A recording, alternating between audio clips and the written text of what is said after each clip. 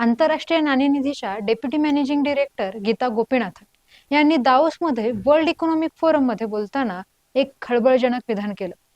त्या म्हणाल्या, भारताच्या प्रगतीला सर्वात मोठा अडथळा टॅरिफ किंवा टॅक्स नसून प्रदूषण आहे.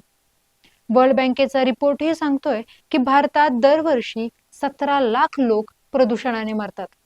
आता हा काही अमेरिकेचा भारत विरोधी कट आहे का, की खरंच गीता गोपीनाथन यांच्या बोलण्यात काही तथ्य आहे? आज देशाची अर्थव्यवस्था खरंच प्रदूषणाने कोंडली जाते का? आजच्या भागात हे जाणून घेऊयात. नमस्कार, मी गायत्री स्वामी आणि आपण पाहत आहात सकलम. आपल्या कोल्हापुरात सकाळी फिरायला बाहेर पडलात तर वाटतं की वा, काय मस्त धुकं पडलंय. खरं आहे ना? पण एक गोष्ट तुम्ही नोटीस केली आहे का? हे धुकं तर दिसतंय, पण पानाफुलांवर ना दवबिंदू दिसतात ना आपल्या चेहऱ्यावर गारवा जाणवतो. पण हे असं कसं? कारण ते धुकं नाहीये, तो आहे स्मॉग, म्हणजेच प्रदूषण. आपण ज्याला निसर्गाचं सौंदर्य समजतोय ती प्रदूषणाची चादर आहे. ही झाली आपली स्थानिक गोष्ट. पण देशात काय परिस्थिती आहे? वर्ल्ड बँक आणि लॅन्डसेटच्या 2025च्या ताज्या रिपोर्टनुसार भारतात दरवर्षी 17 ते 20 लाख लोक प्रदूषणाने आपला जीव गमावत आहेत.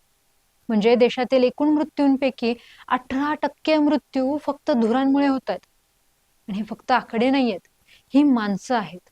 आणि याचा आपल्या खिशावर काय परिणाम होतोय? तर वायू प्रदूषणामुळे भारताच्या GDPचं 9.5% नुकसान होतंय. आकड्यात सांगायचं तर $339 अब्ज. विचार करा, आपण जितकं कमवतोय त्यातील 10% हिस्सा आपण फक्त धुरामुळे आणि कचऱ्यामुळे गमावतोय. आणि याला जबाबदार आहे PM, म्हणजे पार्टिक्युलेट मॅटर 2.5. हे इतके सूक्ष्म कण असतात की ते तुमच्या फुफ्फुसात आणि थेट रक्तात प्रवेश करतात.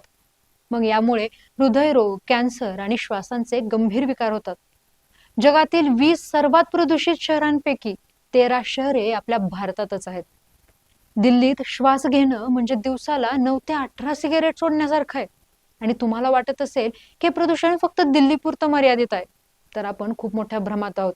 Centre for research on energy and clean air च्या ताज्या अभ्यासानुसार 2025 मध्ये चक्क आसाममधील बर्नेहाट हे देशातील सर्वात प्रदूषित शहर ठरलंय.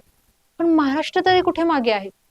मुंबई, पुणे, नवी मुंबई आणि आपलं पिंपरी चिंचवड इथल्या हवेचा दर्जाही आता धोक्याची पातळी ओलांडतोय. या प्रदूषणाचा फटका आता भारताच्या जागतिक प्रतिमेला बसतोय. नुकत्याच पार पडलेल्या इंडिया ओपन बॅडमिंटन स्पर्धेत डॅनिश खेळाडू मिया बिचफेल्ड हिने संताप व्यक्त केला. ती म्हणाली, या वातावरणात खेळणं अशक्य आणि अनप्रोफेशनल आहे. आणि इतकंच नाही तर जागतिक क्रमवारीत दुसऱ्या क्रमांकावर असलेल्या अँडर्स अँटोसेननेही प्रदूषणामुळे स्पर्धेतून माघार घेतली. त्याला चक्क 4,60,000 रुपयांचा दंड सोसावा लागला. पण त्याने पैशापेक्षा स्वतःच्या आरोग्याला महत्व दिलं. सिंगापूरचा लो किन एव असो किंवा इतर खेळाडू, त्यांना भारतात खेळताना धडकी भरतीये.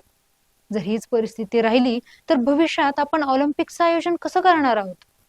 काही दिवसांपूर्वी आपल्या रंकाळ्या तलावात पक्ष्यांचा झालेला मृत्यू ही धोक्याची घंटा आहे. हे फक्त हवेचं नाही तर पाणी आणि जमिनीचंही प्रदूषण आहे. ट्रान्सपोर्ट क्षेत्रातून होणारे 40% प्रदूषण रोखण्यासाठी आता सरकारला केवळ कागदावर नाही तर रस्त्यावर काम करावं लागेल. आणि भारताला विकसित राष्ट्र बनवायचं असेल तर हवा, पाणी आणि मातीचं संरक्षण करणं गरजेचं आहे.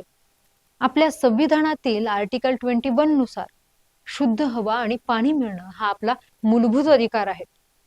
आणि सध्या परिस्थिती पाहता पुढच्या पिढीला शुद्ध हवा मिळेल का, हा प्रश्न आपल्या नेत्यांना विचारावा लागेल.